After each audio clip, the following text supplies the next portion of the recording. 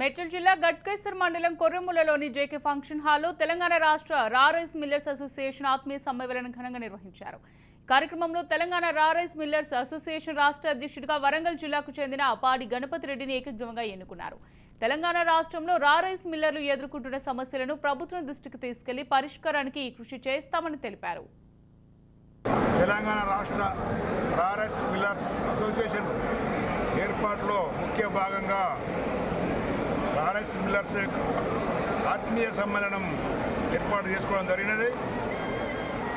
ఈరోజు తెలంగాణలో ఉన్నటువంటి 33 జిల్లాల రా రైస్ మిల్ ప్రతినిధులందరూ దాదాపు 2000 నుంచి 2500 సభ్యులు హాజరు కావడం జరిగినది. ఎందుకనగా ఈరోజు వ్యవసాయానికి రైతుకు అనుబంధమైన పరిశ్రమ రైస్ మిల్ వ్యవస్థ కాబట్టి అవి సక్రమంగా లేవు, చాలా ఇబ్బందులు ఉన్నాయి, చాలా సమస్యలతో కొట్టుమిట్టాడుతున్నాయి. కాబట్టి అధిక సంఖ్యలో మా రా రైస్ మిల్ సభ్యులందరూ పాల్గొని విజయవంతం చేయడం జరిగినది.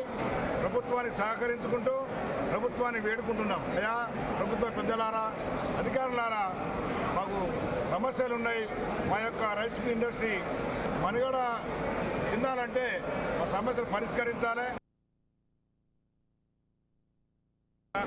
రా రైస్ల ఐక్య వేదిక కోసం ఆత్మీయ సమ్మేళనానికి వచ్చిన 39 జిల్లాల నుంచి వచ్చిన రైస్ మిల్ సోదరులకు నమస్మాంజులు తెలియజేస్తున్నా.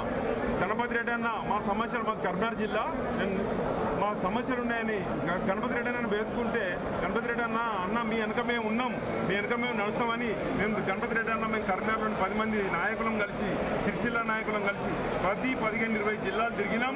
అందరూ స్పందించారు. అన్న మీ వెనక మేము ఉంటాం, మీరు ముందుకు నడవండి, రైస్ మిల్లుల సాధక బాధకాలు మీరు పరిష్కరిస్తారని ఆశిస్తున్నామని అన్నను ఈరోజు అన్ని జిల్లాల తరఫున ప్రత్యక్షంగా పరోక్షంగా ఏకగ్రీవంగా రాష్ట్ర అధ్యక్షునిగా ఎన్నుకున్నాం.